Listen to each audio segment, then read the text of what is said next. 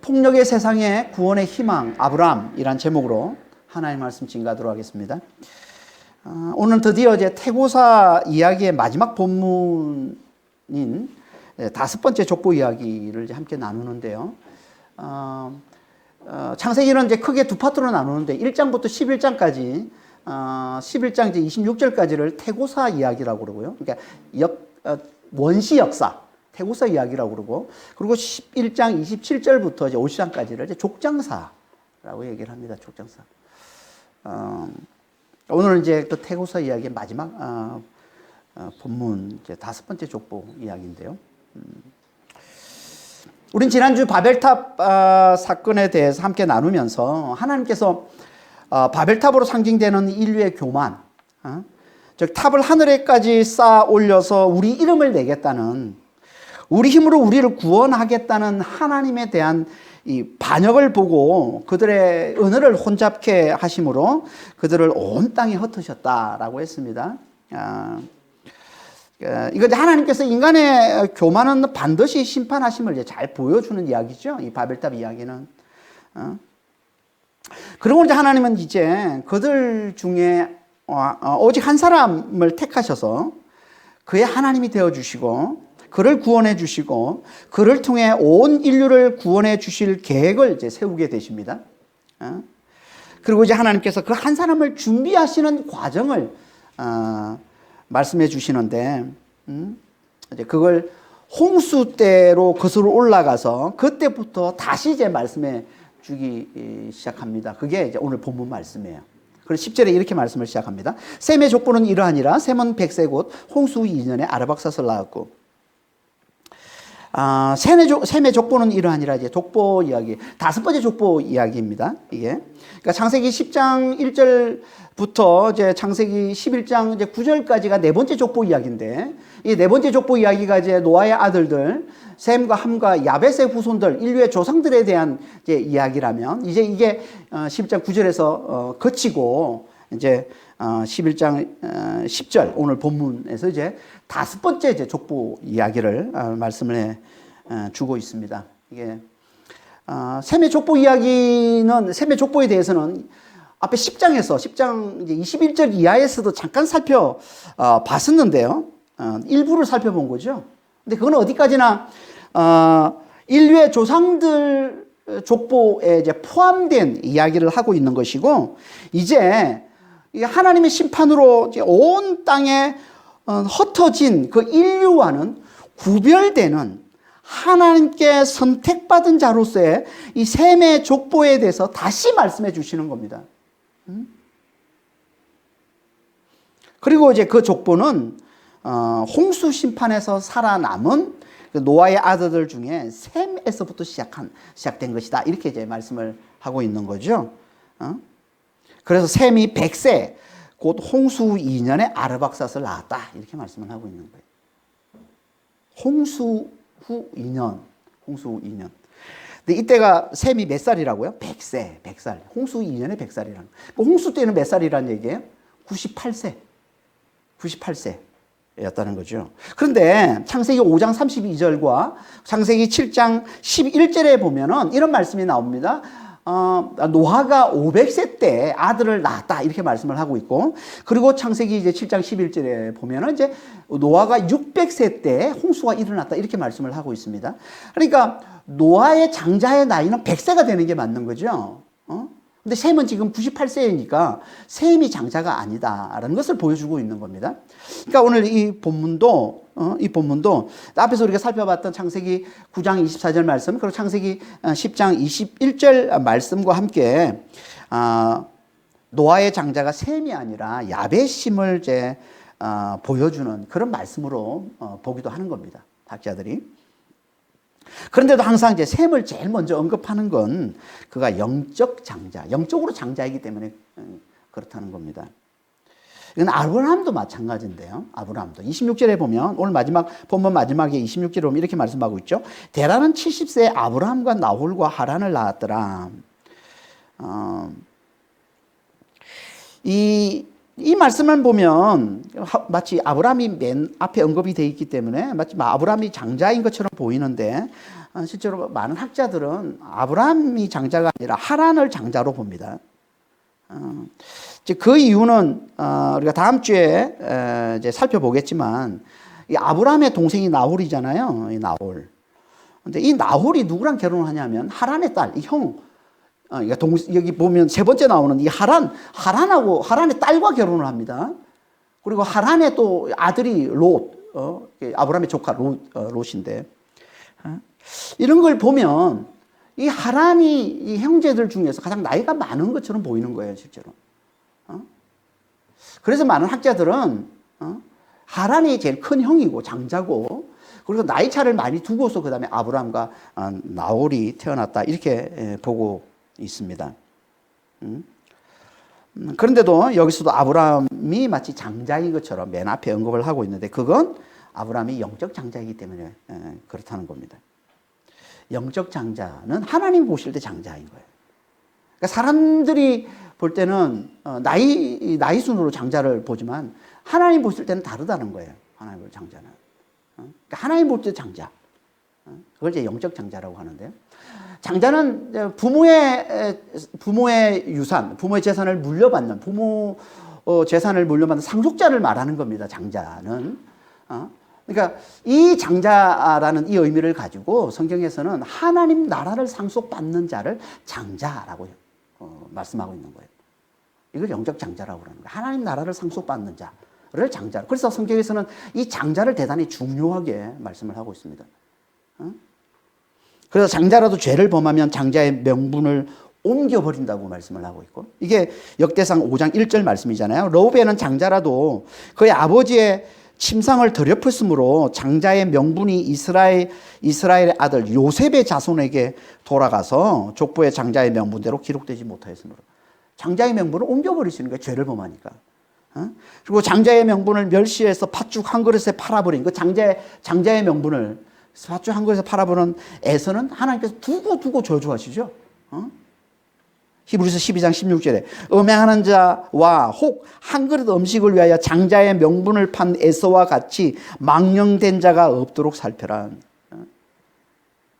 반대로 하나님과 예수를 잘 믿는 자들은 하나님 나라를 상속받는 하늘에 기록된 장자라고 말씀을 하고 있습니다. 히브리서 12장 23절에 하늘에 기록된 장자들의 모임과 교회와 만민의 심판자이신 하나님. 하늘에 기록된 장자들은 하나님 나라를 상속받는 자들을 얘기하는 거예요. 그러니까 하나님 나라를 상속받는 한 분 장자가 있는데 그분은 예수님이신 것이고, 그래서 로마서 8장 26절에 보면 그 아들의 형상을 본받게 하기 위하여 미리 정하셨으니 이는 그로 많은 형제 중에서 맏아들이 되게 하려 하십니다. 맏아들 장자인 거예요. 예수님이 장자예요, 장자. 하나님 나라를 상속받는 장자이신데, 그리고 또 누구를 장자라고 얘기하냐면 그 예수님을 믿는 자들, 다시 말해서 그 예수 안에 있는 자들, 예수님 안에 있는 자들, 이들을 또 똑같이 하나님 나라를 상속받는 공동 상속자, 장자들이라고 얘기하고 있는 거예요. 로마서 8장 17절에 자녀이면 또한 상속자 곧 하나님의 상속자요 그리스도와 함께한 상속자니 우리가 그와 함께 영광을 받기 위하여 고난도 함께 받아야 할 것이니라. 그러니까 예수를 믿는 자, 하나님의 자녀들은 누구냐면 하나님 나라를 상속받는 자, 예수님과 함께 공동으로 하나님 나라를 상속받는 자, 장자들이라는 거예요. 이걸 하늘에 기록된 장자들이라고도 얘기하는 겁니다. 하나님의 관심은 이들에게 있다는 거예요, 이들에게. 그걸 보여주는 게 영적 장자 셈과 영적 장자 아브라함 이야기인 겁니다. 하나님, 우리도 하나님 나라를 상속받는 이 영적 장자가 되기를 원하십니다. 어떻게 우리가 영적 장자가 된다고요? 예수님을 잘 믿어야, 예수 안에 잘 거해야, 그리스도와 함께 내가 죽었고 이제 내 안에 그리스도가 사심을 좀 잘 깨달아야, 그래야 우리도 하나님 나라를 상속받는 하늘에 기록된 장자들이 된다는 겁니다. 그리고는 이렇게 말씀합니다. 11절에 13절. 아르박사스를 낳은 후에 500년을 지내며 자녀를 낳았으며 아르박사스는 35세에 셀라를 낳았고 셀라를 낳은 후에 403년을 지내며 자녀를 낳았으며. 이 기록 패턴이 이제 25절까지 계속 이어지는데요. 25절까지. 그러니까 누가 몇 세에 누구를 낳았고 누구를 낳은 후에 몇 년을 살면서 자녀를 낳았다라는 이 기록 패턴이 이제 25절 계속 반복해서 나타나고 있습니다. 이 말씀은 우리가 앞에서 살펴봤던 창세기 5장 두 번째 족보 이야기죠. 창세기 5장. 이 창세기 5장의 그 아담의 후손들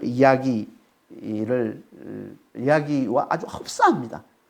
아담의 후손들의 족보 이야기, 아담의 후손들의 족보 이야기를 할 때도 거의 똑같지 않습니까? 거기도 거의 뭐 누가 몇 세에 누구를 낳고 그리고 몇 년을 살며 자녀를 낳았고 그리고 몇 세를 살고 죽었더라.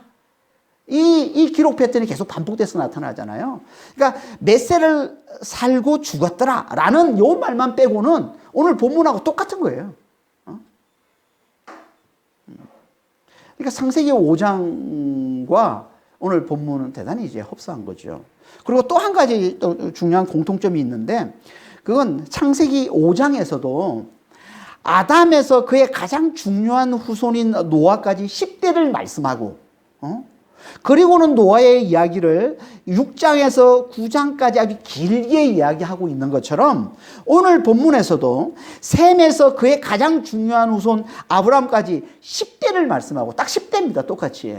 10대를 말씀하고 그리고는 아브람의 이야기를 이제 11장 27절에서 25장까지 15장에 15장에 걸쳐서 아주 길게 자세하게 말씀을 해주고 있습니다. 어떻게 둘 다 정확히 10대까지만 이야기하고 있고 또 공교롭게 그 10대 손이 인류 역사에 가장 큰 영향을 미친 가장 중요한 인물들이 똑같이 그렇게 등장을 하는 걸까요? 아담의 10대손 노아도 인류 역사에서 가장 중요한 인물이잖아요. 셈의 10대손 아브라함은 말할 것도 없이.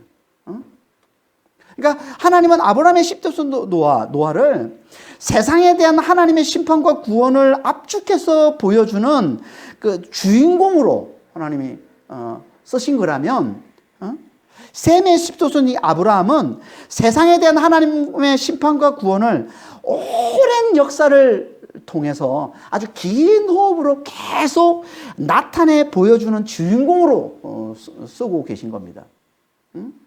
그러니까 하나님은 이 노아와 이 아브라함을 역사에, 이 긴 역사의 두 주인공으로 하나님 삼으신 거예요.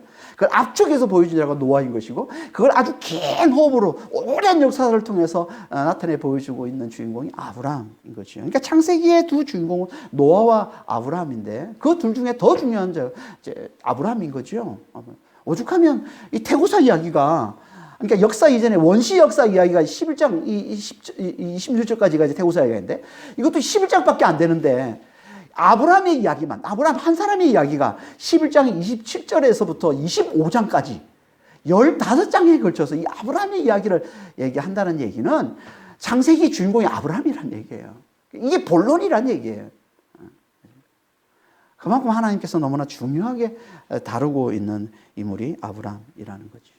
그러니까 창세기의 전체의 두 주인공은 아담의 10대 손인 노아와 셈의 10대 손인 아브라함이라는 겁니다. 어떻게 이렇게 똑같이 10대를 말씀하고 있고 또 그 10대 손이 이 역사, 인류 역사의 가장 중요한 두 인물이 될 수 있을까? 이게 우연일까요? 이게 아닙니다. 이거는 다분히 창세기를 기록한 저자의 신학적인 의도가 담겨 있는 것. 창세기 기록한 저자가 모세인데 모세의 신학적인 의도. 이거보다 하나님이 그렇게 하신 거예요. 하나님이 이렇게 기록하게 하시는 겁니다. 10대 손에 아담의 10대 손에 노아가 등장하게 하시고 그리고 셈의 10대 손에 아브라함이 등장하게 하시고 하나님이 연출하신 거죠. 뭔가 하나님이 가르쳐주기 위해서 교회에 가르쳐주기 위해서 그 10대 손 노아를 통해 아브라함을 통해 가르치기 위해서 성경에서는요 숫자는 항상 자주 다 그런 건 아니지만 자주 상징을 나타내는 거라고 했습니다. 10은 뭘 상징하냐면 충만을 상징합니다. 완성을 상징합니다. 10은 자주. 그래서 애굽의 하나님의 심판을 10가지 재앙, 어떻게 딱 10가지 재앙으로 심판을 끝내시잖아요. 그리고 이제 바로가 출애굽시키주잖아요, 이스라엘 백성들을. 그리고 또 계명도 10계명. 그리고 야곱이 이제 아내들, 야곱이 이제 아내 라헬이 있고 레아가 있고 이제 비라 실바 해서 이제 아내들이 여러 명 있잖아요. 그 아내들을 데리고 이제 그 라반, 그 삼촌 라반에 속아서 20년을 이제 노예살이 하다가 이제 도망치어 나가는데 그 아내들에게 뭐라고 설득하냐면 그 라반이 나를 10번이나 속였다 이렇게. 야, 10번만 속였겠어요. 10번이나 속였다 이렇게 말씀합니다. 그리고 하나님께서 광야 이스라엘 백성들에게 뭐라고 말씀하냐면 이 백성들이 나를 10번이나 시험했다 이렇게 얘기합니다. 10번이나. 정말 광야 이스라엘 백성들이 하나님을 10번밖에 시험 안 했어요? 그것보다 훨씬 많이 시험했습니다. 근데 10번 했다고 그래요. 야곱은 10번 삼촌이 나를 속였다. 라반이 나를 속였다. 하나님은 이스라엘 백성들이 10번 나를 시험했다. 진짜 10번을 시험했다는 게 아니고 이건 충만을 나타내는 게 꽉 찼다는 거예요. 꽉 찼다는 거예요.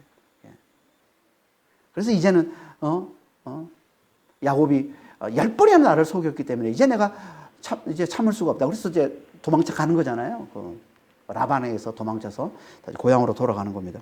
하나님께서 이스라엘 백성들에게 10번이나 나를 시험했어. 그리고는 하나님이 어떻게 하세요? 그 광야 이스라엘 백성들을 심판하셔서 40년 동안 광야에서 뺑뺑 돌게 만드시는 거죠. 그러니까 이거는 충만함을 나타내는 겁니다. 충만함. 그러니까 오늘 본문에 나오는 아담부터 노아까지 10대, 그리고 셈부터 또 아브람까지 이 10대도 상징적인 의미가 담겨 있는 거죠. 어떤 의미겠어요? 자손의 충만함을 나타내는 거예요. 자손의 충만함. 그러니까 온 땅에 사람들과 구원받을 하나님 백성들이 충만해진 후에 하나님의 심판과 구원을 가져다 주는 노아와 아브라함이 나타났다는 겁니다. 그러니까 이거는 종말에 세상의 사람들과 구원받을 하나님의 백성들이 충만해진 후에 심판과 구원을 가져다 주실, 종말의 심판과 구원을 가져다 주실 그리스도를 예표하고 있는 거죠. 이 노아와 이 아브라함은. 이게 아담의 10대손 노아와 이 셈의 10대손 아브라함 이야기인 겁니다. 그러니까 이렇게 말씀 속에 이런 어떤 신학적인 의도가 있음을 우리가 잘 아는 게 이게 중요한 이유가 뭐냐면 그래야 오늘 본문과 좀 다르게 나오는 본문에 대해서도 우리가 열린 마음으로 성경을 볼 수 있기 때문에 그렇습니다.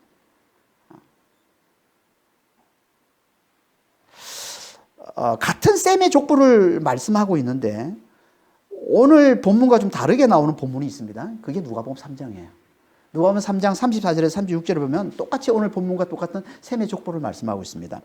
그 위에는 아브라함이요, 그 위에는 데라요, 그 위에는 나홀이요, 그 위에는 스룩이요, 그 위에는 러우요, 그 위에는 벨렉이요, 그 위에는 에벨이요, 그 위에는 가이난이요, 그 위에는 셀라요, 그 위에는 아르박사시요, 그 위에는 셈이요.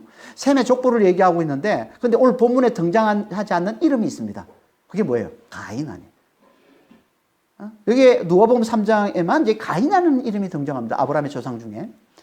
이 셈의 족보가 나오는 본문이 또 한 군데가 있는데 역대상 1장에도 나오는데 역대상 1장 24절 25절에 보면 똑같이 이제 이 셈의 족보가 아브라함의 조상들이 나오는데 여기에도 가인은 없어요. 그러니까 누가복음 3장에만 어떻게 보면 생뚱맞게 가인이 추가되어 나타나는 겁니다. 왜 이런 게 있죠? 성경에 보면 아니 창세기도 안 나오고 역대상에도 안 나오는데 왜 여기만 누가복음만 이 가인이라는 이름에 들어가 있을까? 그 이유는요. 이 누가복음이 72역에서 말씀을 인용했기 때문에 그러는 거예요. 72역이 뭐냐면 BC 2, 3세기경에 70명의 유대 성경학자들이 원래 성경은 히브리어로만 되어 있습니다. 구약은 히브리어로만 되어 있는데 이 히브리어를 모르는 이제 유대인 2세대, 3세대는 히브리어를 모르잖아요. 모르는 사람들이 많이, 그러니까 디아스포라 유대인들, 그러니까 외국에 있는 유대인들 중에는 히브리어를 잊어버린 사람이 있거든요. 그들을 위해서 그 히브리어를 이제 헬라어로 번역을 합니다. 그 최초로 이제 히브리어를 헬라어로 번역한 성경이 72역이라고 그래요. 72역. 근데 이 72역을 초대교회에서는 아주 많이 사용을 했습니다. 초대교회에서 72역을. 왜냐하면 히브리어를 모르는 사람에게도 이제 말씀을 전해야 되는데 이 말씀을 전할 수 있는 게 당시의 공통어였던 헬라어로 된 성경이 너무 안성맞춤이잖아요. 그러니까 72역을 많이 썼던 거예요. 초대교회에서도. 그래서 누가복음도 이제 72역에서 주로 제 말씀을 인용해서 쓰고 있는 건데요. 근데 이때 이제 72역을 번역한 유대 성경학자들은 이제 어떤 실수를 좀 했냐면 난해한 구절들을 2차적인 편집으로 약간 수정을 합니다. 난해한 구절들. 대부분 다 똑같이 이제 번역을 하는데 난해한 구절들은 2차적인 편집을 좀 가하는데요. 그 중에 하나가 오늘 본문이에요. 그러니까 이 유대 성경학자들이 볼 때 오늘 본문에 나오는 이 셈에서 아브라함까지 기간이 너무 짧은 거예요, 볼 때. 너무 짧은 그 이유를 나름 이제 그들이 아마 이제 뭐 기도하면서 이렇게 찾아봤겠죠. 그런데 어떻게 그들이 생각을 했냐면 아브라함이 이제 그 셈부터 이제 아브라함이 가나안에 들어갈 때까지 그 기간을 다 따져봐도 모든 조상들이 다 살아있는 거예요. 아브라함의 모든 조상들이. 이건 분명히 숫자를 잘못 기록했을 것이다 라고 보고 그들이 어떻게 이제 편집을 하냐면 자녀 출생 나이를 100세를 더합니다. 그러니까 이게 보면 이제 뭐 30세에 누구를 낳고 30세 이렇게 나잖아요. 여기에 이제 100세를 더해서 130세에 누구를 낳는 것으로 이렇게 편집하고 대신 수명을 100세를 줄입니다. 수명을.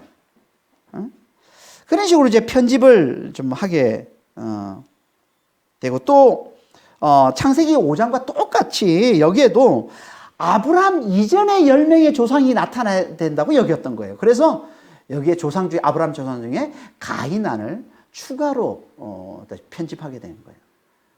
추가해서 다시 편집하게 된 거죠. 그러니까 이런 당시 이제 학자들이 물론 당연히 이제 기도하면서 70명의 학자들이 이렇게 기도하면서 성령의 영감으로 이렇게 기록을 했겠지만 이런 난해 구절들을 어떻게 보면 좀 이렇게 조금 쉽게 풀어 설명하려다가 저지른 그런 필사제 오류로 생긴 것이다 이렇게 보는 겁니다. 그러니까 가이난이라는 이름이 들어가 있는 건 필사제 오류로 보는 겁니다. 오류로. 그러니까 우리는 참 항상 말씀 앞에 좀 난해해 보여도 그 말씀을 그대로 받아들일 줄 아는 겸손함이 있어야 됩니다. 말씀 앞에는 항상. 하나님의 말씀이기 때문에. 우리 사람들이 하는 말이라면 우리가 얼마든지 우리의 뜻을 모아서 뭐 이렇게 손을 보고 대고 고치고 할 수 있지만 하나님의 말씀은 진짜 우리가 신중해야 되고 겸손해야 되는 거지. 너무 난해하다고 쉽게 풀어하다 보면 이렇게 이제 어떻게 보면 오류가 발생할 수 있다는 얘기예요. 이렇게 난해한 구절 앞에 우리가 늘 그 말씀을 그대로 받아들이면서 동시에 그 뜻을 하나님 앞에 간절히 물어보고 그 뜻이 무엇인지 하나님 앞에 늘 간절히 구하는 자세가 필요합니다. 그러면 우리가 10대 손 노아와 아담의 10대 손 노아와 이 셈의 10대 손 아브라함이 왜 이렇게 10대 손이 됐을까? 우리가 이 뜻을 하나님 앞에 물으면서 간절히 기도할 때 하나님께서 이건 자손이 충만해진대. 다시 말해서 사람들과 온 땅의 사람들과 하나님의 구원받을 하나님의 백성들이 충만해졌을 때 하나님께서 반드시 그들을 구원해 하나님의 백성들을 구원해 주실 메시아를 보내심을 예표로 보여주는 것이라고 우리가 깨닫게 되는 것처럼 하나님께서 그렇게 진리를 깨우쳐 주신다는 거예요. 그렇게.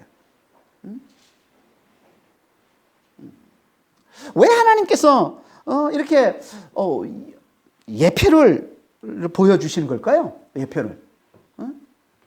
당연히 하나님께서 당신 백성들을 반드시 구원해 주실 걸 강조하기 위해서 그런 거예요. 반드시 메시아, 구원자, 하나님 아들을 보내셔서 반드시 당신 백성들을 구원해 주실 걸 구약에서부터 창세기서부터 하나님이 강조해서 말씀해 주고 있는 거예요. 이게 예표인 거예요, 이게. 그걸 예표로 보여주는 게, 그 아담의 10대 손 노아의 등장인 것이고, 또 셈의 10대 손 이 아브라함의 등장인 거예요. 왜 딱 맞춰서 10대 손에 하나님 왜 노아를 등장시켜서 노아를 통해서 그 노아의 그 방주 안에, 방주 안에 들어간 자면 구원이고 그 밖에 있는 자 심판임을 하나님이 나타내 보여주시고, 또 아브라함을 보내셔서 아브라함의 믿음 안에 들어간 자는 하나님이 구원해주시고 그 밖에 있는 자는 하나님이 다 심판하시는 걸 왜 나타내 보여주냐 말이에요. 이걸 통해서 하나님께서 반드시 메시아 그리스도를 보내셔서 이 세상에 하나님의 심판과 구원을 이루실 것임을 창세기 때부터 하나님께서 강조해서 말씀해 주기 위해서 그런 거라는 겁니다. 그러니까 우리는 이런 말씀을 보면서 다시 한번 우리가 정말 하나님이 우리를 구원하시게 보내신 예수 그리스도 안에 거하는 이 믿음을 꽉 붙드는 자가 되기를 우리 하나님께서 간절히 원하신다는 겁니다. 이런 예배들을 보면서. 이렇게 오늘 본문은 창세기 5장과 아주 흡사한데요. 대단히 흡사한데요. 하지만 아주 중요한 차이가 하나 있습니다. 창세기 5장과 오늘 본문 이 셈의 족보에는 아주 중요한 차이가 있는데 그게 뭐냐면 자녀 출생 나이와 수명의 차이입니다. 창세기 5장의 아담의 후손들은요, 자녀 출생 나이가 평균 156세예요. 150세가 넘어서 자녀를 출생합니다. 평균적으로. 그 10명의 조상들이, 아담의 그 후손들, 10명의 이제 족보가 나오는데, 그들은 다 평균적으로 150세가 넘어서 자녀를 출생하고, 또 그리고 수명이 평균적으로 858세예요. 900세 넘게 사는 조상도 많잖아요. 그렇죠? 모두셀라가 뭐 969세까지 살고, 그렇게 평균적으로 다 858세를 사는데 반해서 오늘 본문에 나오는 이 셈의 후손들, 아브라함의 조상들이 이 셈의 후손들의 자녀 출생 나이는 평균이 36세입니다. 156세에서 36세로 푹 떨어진 거예요. 그리고 수명도 평균이 300세입니다. 858세를 살던, 평균적으로 살던 그 수명에서 300세로 뚝 떨어집니다. 좀 더 구체적으로 보면, 셈만, 이 셈의 족보 중에서 첫 번째 조상인 이 셈만 과도기처럼 마치 100세의 자녀를 낳고, 그리고 500세를 삽니다. 100세의 자녀를 낳고 500세를 더 살지만, 그 후로는, 그 후 셈의 후손들은 다 30세의 자녀를 낳습니다. 지금과 똑같잖아요. 그렇죠? 요즘도 다 30세, 뭐, 이렇게 자녀를 낳잖아요. 30대 자녀를 낳잖아요. 그러니까 똑같은 거예요. 그때부터 지금까지 계속 자녀 출생 나이는 거의 비슷합니다. 30대. 그리고 수명이, 그 셈의 후손들, 셈은 500세를 더 살지만, 이 셈의 후손들은 수명이 다 400세로 줄어듭니다. 400세로. 그리고는 바벨탑 사건 이후로 하나님께 반역한 이 바벨탑 사건 이후엔 수명이 더 크게 줄어들어서 이 벨렉의 아들, 이 벨렉 때 심판이, 바벨탑 심판이 일어났다고 그랬잖아요. 그래서 벨렉이라는 이름이 나눔, 심판의 의미를 가지고 있다고 그랬습니다. 그러니까 벨렉의 아들 러우부터는 수명이 200세로 급격히 줄어듭니다. 200세로. 우리하고 지금 별 차이 안 납니다. 우리가 100세 더 살았어요. 셈의 후손들이. 이걸 말씀해 주는 게 14절에서 19절까지 말씀이죠. 14절 한번 보겠습니다. 셀라는 30세에 에벨을 낳았고 에벨을 낳은 후에 403년을 지내며 자녀를 낳았으며 에벨은 34세에 벨렉을 낳았고 벨렉을 낳은 후에 430년을 지내며 자녀를 낳았으며 벨렉은 30세에 러우를 낳았고 러우를 낳은 후에 209년을 지내며 자녀를 낳았으며 러우는 32세에 수룩을 낳았고 수룩을 낳은 후에 207년을 지내며 자녀를 낳았으며. 그러니까 이 수명이 아주 급격하게 단축되어 있는 걸 우리가 보게 되는데요. 왜 홍수 이전의 사람들에 비해서 홍수 이후에 이 셈의 후손들이 이렇게 자녀 출생 나이가 빨라지고 그리고 수명이 이렇게 크게 단축이 되었을까요? 당연히 이들의 죄 때문에 그런 겁니다. 좀 더 정확하게 말하면 이건 창세기 6장 2절 3절에서 하나님이 예언하신 그 말씀의 성취 때문에 그런 거예요. 말씀의 성취. 창세기 6장 2절 3절에 하나님이 뭐라고 말씀하십니까? 이렇게 말씀하시죠. 하나님의 아들들이 사람의 딸들의 아름다움을 보고 자기들이 좋아하는 모든 여자를 아내로 삼는지라. 여호와께서 이르시되 나의 영이 영원히 사람과 함께하지 아니하리니 이는 그들이 육신이 됨이라. 그러나 그들의 날은 120년이 되리라 하시니라. 우리가 창세기 6장 강의할 때 이번에 자세히 우리가 살펴봤었는데요. 이 말씀은 이 창세기 여기 6장 2절에 나오는 이 말씀, 2절에 나오는 이 말씀, 하나님의 아들들이 사람의 딸들의 아름다움을 보고 자기가 좋아하는 대로 자기 마음대로 여자를 아내로 삼았다라는 이 말씀은 창세기 3장 1절에서 6절에서 뱀이 여자에게 접근해서 선악과를 먹으면 너도 하나님같이 될 수 있으라고 미혹하자 여자가 하나님이 되겠다는 그 욕심에 이끌려서 범죄한 것과 같은 이야기라고 했습니다. 그러니까 그것을 뱀의 미혹에 여자가 넘어가서 범죄한 그것처럼 여기서도 하나님의 아들들의 미혹, 하나님의 아들들은 우리가 창세기 6장 강의하면서 자세히 살펴봤지만 구약에서 하나님의 아들들은 다 천사를 나타내는 의미로 씁니다. 신약에서는 하나님의 아들들이 하나님 백성들, 하나님을 믿는 자, 예수를 믿는 자들을 다 하나님의 아들들이라고 쓰고 있지만 구약에서는 다 천사들을 나타내는 의미로 쓰고 있어요. 하나님의 아들들은. 그러니까 천사인데요.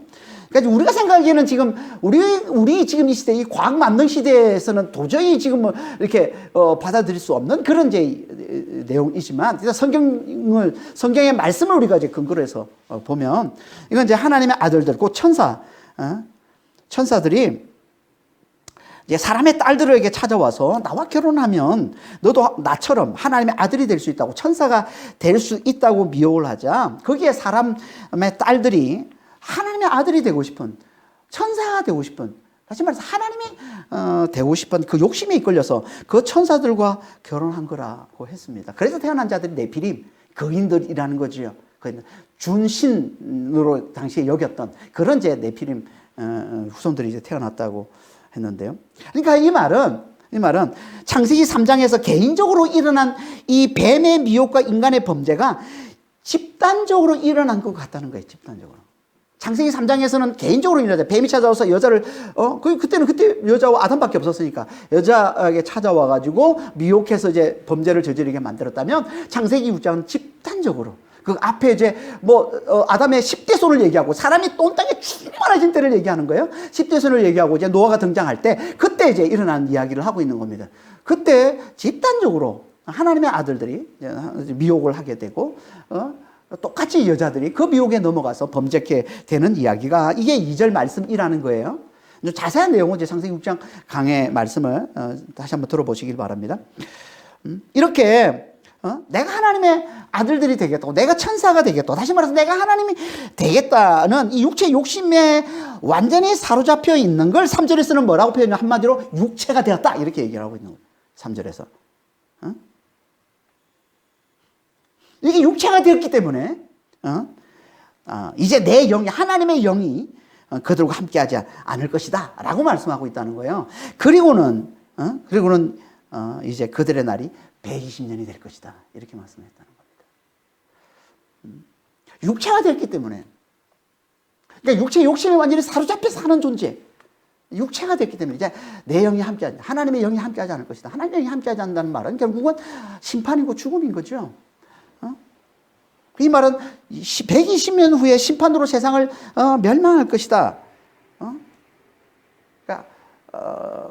그러니까 이 말씀만 보면 120년 후에 하나님의 영이 그들을 떠날 것이다 이런 말이잖아요. 다시 말해서 120년 후에 죽을 것이다 이런 말이거든요. 하나님의 영이 이제 생명이니까 죽을 것이다 이런 말이에요. 근데 이 말씀을 가지고 두 가지로 해석하잖아요. 신학자들은 두 가지로 해석합니다. 하나는 이건 120년 후에 하나님께서 홍수로 세상을 심판하셔서 온 세상을 멸망시킬 걸 말씀하는 거다라고 보는 이제 신학자들이 있고, 또 하나는 이거는 이때부터 인간의 수명이 단축될 걸 말씀하시는 것이다라고 보는 신학자들이 있다는 겁니다. 그러니까 900살을 살던 900살을 넘게 살던 인간의 수명이 이제 120년으로 줄어들게 될 걸 말씀하고 있는 것이다. 이렇게 보고 있다는 거예요. 전통적으로는요, 첫 번째 해석인 120년 후에 홍수로 세상을 멸할 것이다 라는 말씀으로 보는 게 이게 전통적인 해석이에요. 그래서 전통적으로는 이렇게 해석하는 신학자들이 많았습니다. 하지만 최근에는 후자로 해석하는 신학자들이 많이 있습니다. 후자로. 다시 말해서 이건 이 이후로 인간의 수명이 120년으로 단축될 걸 말씀하고 있는 것이다. 이렇게 보는 거예요. 이렇게 보는 이유는 이 성경을 보면 노아가 심판 예고를 받고는 120년이 아니라 심판의 예고를 홍수로 세상을 심판하겠다라고 이제 하나님부터 고지를 받고 120년 후 지나서 심판이 일어난 게 아니라 50년에서 80년 사이에 심판이 일어난 거예요. 홍수 심판이. 성경을 보면 우리가 앞에서 자세히 이제 홍수 심판을 다루면서 우리가 자세히 살펴보지 않았습니까? 그리고 또 하나는 그리고 이 이후로 실제로 인간의 수명이 크게 줄어들어서 결국은 120년으로 정착이 됐다는 거예요. 물론 바로 120년으로 줄어들진 않아서 이 부분에서 의문을 품는 사람들이 있지만은 과도기를 거친 거죠. 그러니까 그 셈에서 아브라함까지는 과도기를 거치는 거예요, 지금. 그러니까 900세를 살던 홍수 이전에 900세를 살던 사람들이 홍수 이후에는 600세를 살고 400세를 살고 200세를 살고 이런 식으로 과도기를 거치면서 서서히 수명이 줄어들다가 모세 때 와서는 120살을 사는 게 가장 긴 수명이 되어버린 겁니다. 그러니까 오늘 본문에 나오는 수명 단축은 그 과도기에 해당이 되는 거예요. 왜 하나님께서 900살을 넘게 살던 수명을 이렇게 크게 단축시키신 겁니까? 아니 계속 900살을 넘게 오래오래 살면 얼마나 좋습니까? 장수가 최고의 복이라고 그러는데 지금도 마찬가지고 옛날도 마찬가지고 우리에게 가장 최고의 꿈이 뭐예요? 오래 사는 거 아닙니까? 오래 사는 거 아닙니까? 그 복을 계속 누리고 살았으면 얼마나 좋아요. 얼마나. 근데 왜 하나님께서 그 복을 누리지 못하도록 그 수명을 9분의 1로, 10분의 1로 이렇게 크게 줄여버린 것일까요? 왜? 뭐 때문이라고요? 죄 때문이에요. 자기가 하나님이 되겠다는, 자기 힘으로 자기를 구원하겠다는, 자기 이름을 내겠다는, 이 육체의 욕심에 사로잡혀서 하나님을 멸시하고 하나님을 대적하고 하나님께 반역했기 때문에 하나님께서 인간의 수명을 단축시켜 버리신 거라는 거예요. 다시 말해서 하나님이 보실 때 오래 살게 해줬더니 사람들이 내놓은 게 죄악밖에 없는 거예요. 하나님을 멸시하는 죄악, 하나님을 대적하는 죄악, 하나님께 반역을 행하는 이 죄악밖에 내놓는 게 없는 거예요. 오래 살게 해줬더니 자기 힘을 자랑하면서 약자들을 철저히 짓밟는 이런 폭력을 휘두르는 이런 죄악밖에 내놓는 게 없는 거예요, 인간들이. 지금도 그렇지 않습니까? 그래서 지금 러시아가 지금 우크라이나를 쳐들어간 거 아니에요? 자기 힘을 자랑하기 위해서.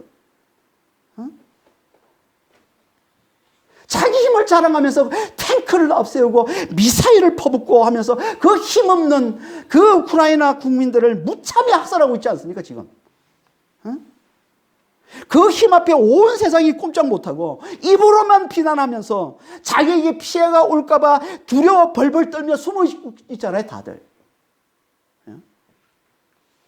무고한 사람들이 그렇게 죽어나가는데도 아무 손도 못 쓰고 기껏 해봐야 목숨값에 비하면 아무것도 아닌 뭐 경제 제재 여기에 열을 올리면서 그 외에는 아무것도 하지 못하는 이 세상, 폭력 앞에 가장 끔찍한 폭력이 전쟁인데 그 전쟁이 지금 눈앞에 펼쳐지고 있는데도 이 세상은 아무것도 손을 못 쓰고 있는 이 무력함, 이 죄악.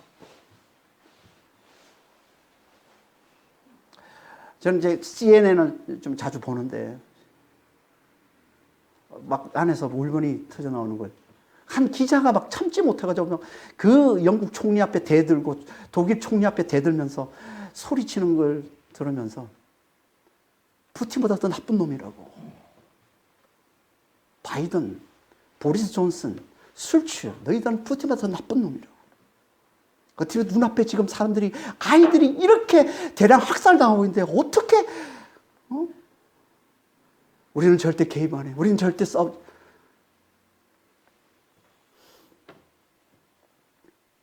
이게 세상이 이게.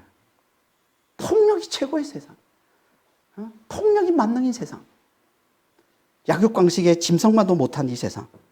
이게 홍수 이전에 노아 때 온 세상이 악해져서 자기 힘을 자랑하며 약한 자들을 철저히 짓밟는, 그래서 폭력이 가득했던, 그래서 하나님의 이 홍수 시판을 불러왔던 그 세상이었던 것이고, 이게 에벨 때 니모롭과 바벨탑으로 상징되는 자기들 힘은 하나님을 넘겨한다고 자랑하면서 교만을 떨던, 하나님을 대적하고 하나님을 멸시하던 세상이었던 것이고, 이게 지금도 여잖아요. 이렇게 교회가 많은데도 힘만 있으면 내가 뭘 해도 괜찮다는, 한 나라를 쑥밭으로 만들고 수많은 사람들을 학살해도 아무 죄책감 없이 큰 소리치는 너무나 악한 세상의 모습이라는 겁니다.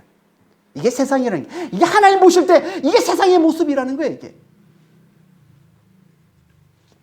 이런 세상을 내가 하나님에 더 두고 봐야 되겠냐는 거예요. 이걸 너무나 잘 알기에, 이렇게 재앙만 내놓는 걸 너무나 잘 알기에 하나님께서 그들의 수명을 단축시켜 버리신 겁니다.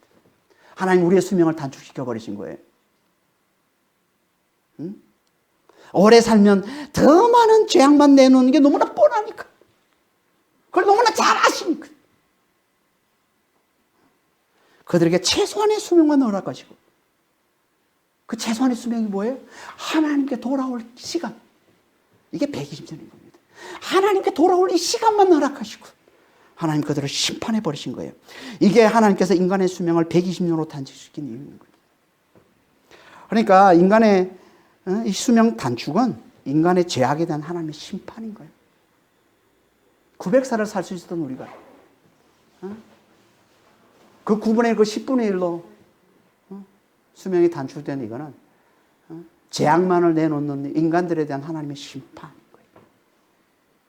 그러면서 동시에 이는 인간의 구원을 위한 하나님의 은혜이기도 한 겁니다. 이 120년으로의 단축은.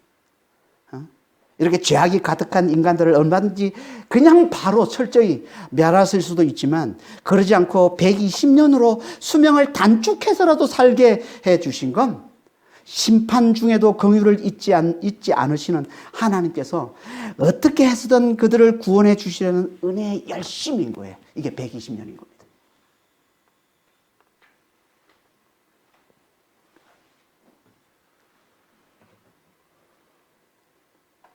그래서 그렇게 수명을 단축시키고는 그들을 통해 세상을 구원할 메시아를 보내주시는 거예요. 그걸 예표로 보여주는 게 셈의 10대손 아브라함이라는 거예요. 20절에서 26절 다시 한번 보겠습니다. 르우는 32세에 수룩을 낳았고, 수룩을 낳은 후에 207년을 지내며 자녀를 낳았으며, 수룩은 30세에 나홀을 낳았고, 나홀을 낳은 후에 200년을 지내며 자녀를 낳았으며, 나홀은 29세에 데라를 낳았고, 데라를 낳은 후에 119년을 지내며 자녀를 낳았으며, 데라는 70세에 아브라함과 나홀과 하란을 낳았더라.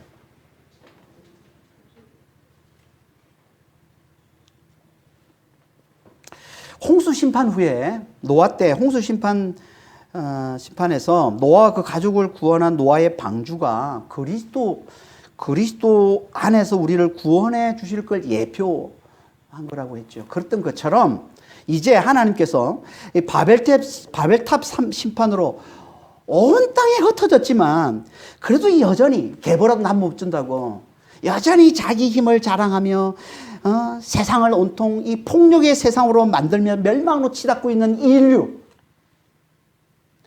이 인류를 구원할 방주로 하나님께 주신 게 있는데, 이게 아브라함의 믿음이라는 겁니다. 그리고 이 아브라함 믿음 또한 노아의 방주와 똑같이 우리를 구원하실 그리스도를 예표하는 거라는 거야. 아브라함 믿음.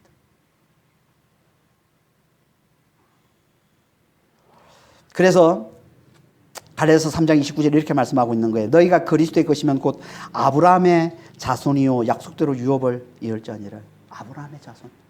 아브라함의 자손이 누굴 말하겠어요? 아브라함 혈통적으로 아브라함 태어난 자가 다 아브라함 자손이겠어요? 아니잖아요, 그렇죠? 아브라함의 자손은 아브라함의 믿음 안에 있는 자를 말하는 겁니다. 아브라함과 같은 믿음을 가진 자를 얘기하는 게 아브라함의 자손이에요. 그는 곧 그리스도 안에 있는 자다라고 얘기하는 거예요. 아브라함의 믿음 안에 있는 자. 아브라함의 믿음이 뭡니까? 로마서 4장 17절에 이렇게 말씀하고 있습니다. 그가 믿은 바 하나님은 죽은 자를 살리시고 없는 것을 있는 것으로 부르시는 이시니라. 이게 아브라함의 믿음이에요. 하나님을 창조주 하나님으로 알아보고 하나님을 창조주 하나님으로 믿고 따르는 게 이게 아브라함의 믿음인 거예요. 이 믿음 안에 있는 자는 그리스도 안에 있다고 말씀하고 있는 겁니다. 그러니까 아브라함처럼 하나님을 죽은 자로 살리시는 창조주 하나님으로 알아보고 믿는 자는 곧 예수께서 죽으시고 부활하신 이 십자가와의 부활을 믿을 수 있는 것이고, 아브라함의 믿음이 있는 자만 믿을 수 있는, 하나님의 능히 죽은 자를 살리신다는 이 믿음이 있는 자가 예수의 십자가 부활을 믿을 수 있는 것이고, 예수의 십자가로 부활을 믿는 자만이 예수 안에서 구원을 누리며 산다는 거예요. 예수 안에서 부활과 영생을 누리며 산다는 거예요. 다시 말해서 예수의 십자가의 부활을 믿는 자, 예수님께서 우리를 위해서 죽으시고 우리를 품고 죽으시고 다시 살아나신, 다시 부활하신 그 예수의 십자가 그 부활을 믿는 자는 하나님께서 그 위에 성령을 부어주심으로 그 성령 안에서 부활과 영생을 누리며 산다는 거예요. 십자가의 자유를 누리고 부활의 기쁨을 누리며 산다는 거예요. 이렇게 십자가의 자유와 부활의 기쁨을 누리며 사는 자가 이 세상에 어떤 상황에서도, 폭력이 난무하는 이 세상에서도, 전쟁이 난무하는 이 세상에서도 하나님의 뜻대로 사랑과 섬김을 흘려주는 이 삶을 살아낼 수 있다는 겁니다. 성령 안에서 이 능력을 받아서 자유와 기쁨을 누리면서 사랑과 섬김의 삶을 살아낼 수 있다는 거예요.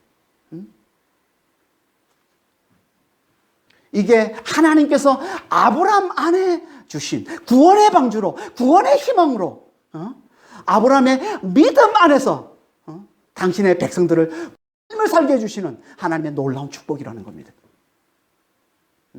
그래서 폭력이 난무하는 이 세상의 구원의 희망이 아브라함이라고 하는 거예요. 정확히 말하면 아브라함의 믿음인 거지. 아브라함의 믿음. 그 믿음을 가진 자만이 예수를 믿는 것이고, 예수의 십자가 부활을 믿을 수 있는 것이고, 그 예수의 십자가 부활을 믿는 자만이 성령을 부원받아서 성령의 능력으로 자유와 기쁨을 누리면서 사랑과 섬김의 삶을 어떤 상황에서도 잘 살아낼 수 있다는 겁니다. 그러니까 아브라함은 그리스도를 예표하는 겁니다. 그래서 셈의 10대 손으로 나타나는 것이고, 그리고 그의 믿음 안에 있는 자만이 구원의 이름을 강조하기 위해서 장장 이후에 15장에 걸쳐서, 우리 다음 주부터 살펴보겠지만 15장에 걸쳐서 그 믿음을 집중해서 가르치고 있는 거예요. 우리에게 이 믿음 안에 있는 자만 구원임을 강조하여 주고 있는 겁니다. 근데 누가 폭력이 난무한 이 세상에서 구원의 희망, 구원의 방주, 이 아브라함의 믿음 안으로 들어갈 수 있을까요? 하나님의 심판을 잘 기억하고 늘 가난한 심령으로 하나님 말씀을 잘 붙드는 자만 아브라함의 믿음 안에 잘 들어갈 수 있습니다. 이걸 보여주는 게 셈에서 에벨을 거쳐 데라로 이어지는 아브라함을 낳은 조상들 이야기인 거예요. 아브라함의 조상들을 보면 이름만 나와 있어요. 수룩, 루, 이거 알아요? 처음 들어보는 이름들이잖아요. 다 나올 이름밖에 없어요. 그렇죠? 우리가 보기엔 별거 아닌 것 같고 보잘것 없어 보이는 이름들 같지만 아니라는 겁니다. 이들은 하나님 앞에 너무나 중요한 자들이라는 거예요. 왜? 이들을 통해서 아브라함이 나오고 이들을 통해서 메시아가 나왔기 때문에.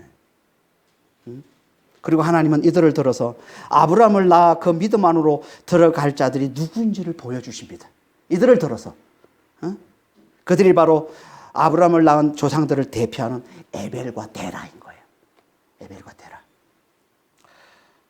성경에는요, 이 아브라함의 조상들 중에서 에피소드가 나오고 있는, 짧게라도 에피소드가 나온 사람은 딱 두 사람밖에 없어요. 에벨하고 데라. 그러니까 이 조상들을 대표하는 자로 하나님이 에벨과 데라를 보시는 거예요. 아브라함의 조상들을 대표하는 자로. 에벨과 데라에 대해서는 하나님이 에피소드를 말씀하고 있습니다. 에벨에 대해서는 우리가 창세기 10장 24절에서 우리가 살펴봤습니다. 에벨은 뭘 나타내는 거라고요? 하나님의 심판을 기억하는 자. 그래서 아들의 이름을 벨렉으로 지었다고 그러잖아요. 이 벨렉 나눔 심판. 그 하나님의 심판, 바벨탑 사건을 경험하고서 그 심판을 기억하기 위해서 아들의 이름을 벨렉으로 지었다는 거예요. 그리고 하나님만을 굳게 붙드는 자가 된 게 이 에벨, 곧 히브리, 히브리인이 되어서 아브라함의 조상이 된 것이고, 데라는 우리가 다음 주 자세히 살펴볼 겁니다. 데라에 대해서는. 데라에 대한 에피소드는 다음 주 우리가 살펴볼 27절에서 32절에 나오는 내용인데요. 이 내용을 압축하면, 한마디로 그냥 압축하면 뭐냐면, 가난한 심령으로 하나님 말씀을 붙드는 자, 이게 데라예요.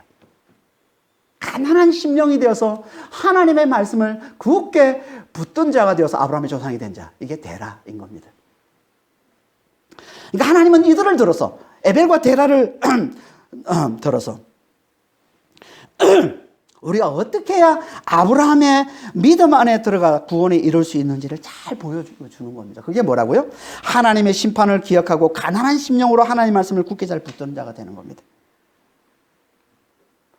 여전히 니무롯의 후예들이 활개치고 있는 이 세상, 힘을 자랑하며 약한 자들을 폭력으로 짓밟는 폭력의 세상이 되어버린 이 세상에서 우리가 아브라함의 믿음 안에 들어가서 구원에 이를 수 있는 길은 이것뿐이라는 겁니다. 에벨처럼 하나님의 심판을 잘 기억하고, 데라처럼 가난한 심령으로 하나님의 말씀, 곧 예수의 십자가와 부활의 복음을 잘 듣는 자가 되는 거예요. 그러면 하나님께서 아브라함의 믿음 안에 집어넣어서 아브라함의 믿음을 가진 자가 되게 해주셔서 그 위에 성령을 부어주시고, 그 성령 안에서 부활과 영생의 이 기쁨을 누리게 해주심으로, 이 자유와 기쁨을 누리게 해주심으로 어떤 상황에서도, 폭력이 나오는 세상 한가운데서도 사랑과 섬김의 꽃을 피우게 해주신다는 겁니다. 성령의 능력으로. 이게 폭력의 세상의 구원의 희망, 아브라함의 이야기인 거예요. 우리는 에벨처럼 데라처럼 하나님의 심판을 잘 기억하고 가난한 심령으로 하나님의 말씀, 예수의 십자가 부활의 이 복음을 잘 들음으로 아브라함의 믿음을 가진 자가 되어서 그 위에 하나님 보시는 성령으로 잘 부원받아 그 성령의 능력으로 부활과 영생의 이 자유와 기쁨을 누리면서 사랑과 섬김의 삶을 잘 살아내는 그런 믿음의 성도들이 다 되시길 예수님으로 축원합니다.